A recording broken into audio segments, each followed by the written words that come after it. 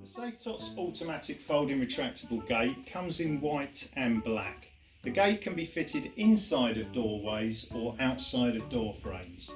If fitting inside a door frame, the gate will fit from 64.5 to 89 centimetres and outside a door frame from 55 centimetres to 79.5.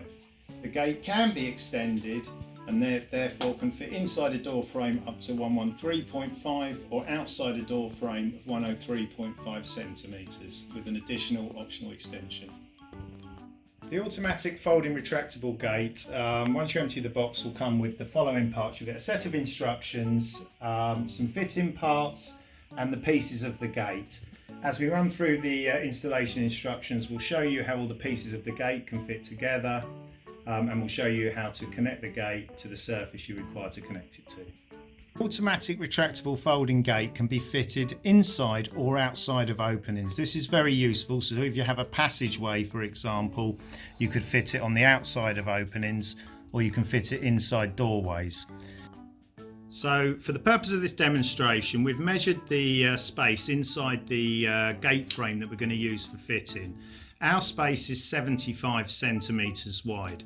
If you follow the chart down the page, you'll see that we're fitting inside a doorway at 75 centimetres. So first of all, we need to configure our gate as per the diagram here, and then we move on to step 4 to fit the gate to the frame. Following the instructions, the first thing we need to do is separate the main part of the gate. We do that using the following tool. This tool here comes on this configuration, and what we do is we take the tool, which has got a very small plastic piece on there, and just push that to release in there. Then what that will do is that will enable the two pieces to be slid apart. We then slide the pieces apart and we repeat the process as per the instructions where stated on the instructions. Once we've separated all the pieces out, we then reconfigure the gate using the chart shown below.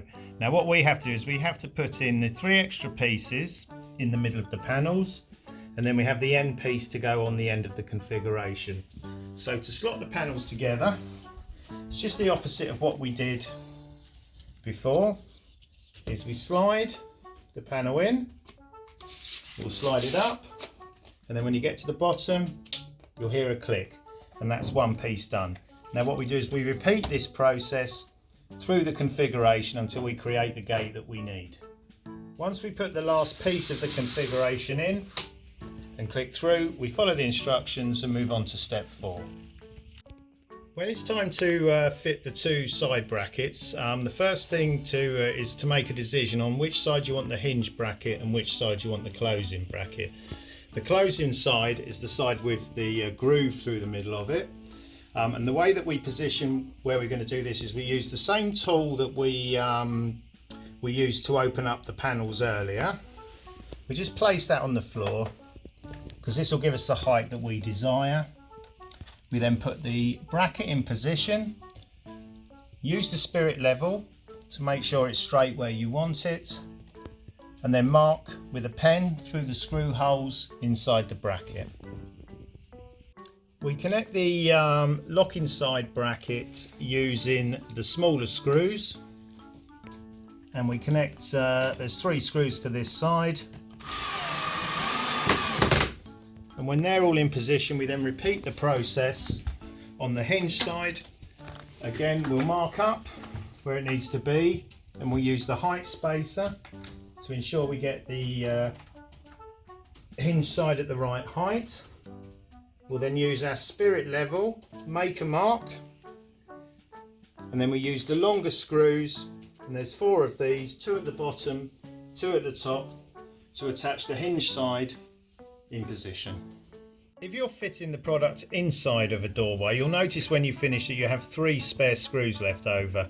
Don't worry about that, those are only for use if you use the gate on the outside of an opening, and that's followed in the instructions in section 6. Using the 4 screws in the fitting pack, the 2 nuts and the 2 bolts, what we'll be doing now is we'll be putting the gate onto our fittings. So obviously on the hinge side fitting, we take this piece and we slot it in top and bottom.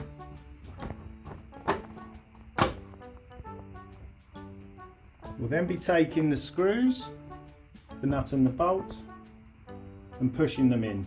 We'll push them in and screw them up, but what you'll notice is there's a little bit of movement here, which gives us the possibility of some fine adjustment later on in the process.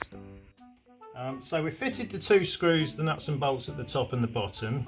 What we do here is we try to keep this nice and neat with a nice straight line. I'm just going to do a final adjustment on this one, do a tiny loosener, push it in a little bit to make sure it's a straight line. I'm happy with that line, so I can finally tighten it up into position. The gate is now ready to use. To close the gate, you simply pull across, slot it through the gap there, and you'll hear a clip, and that means the gate is in position and secured.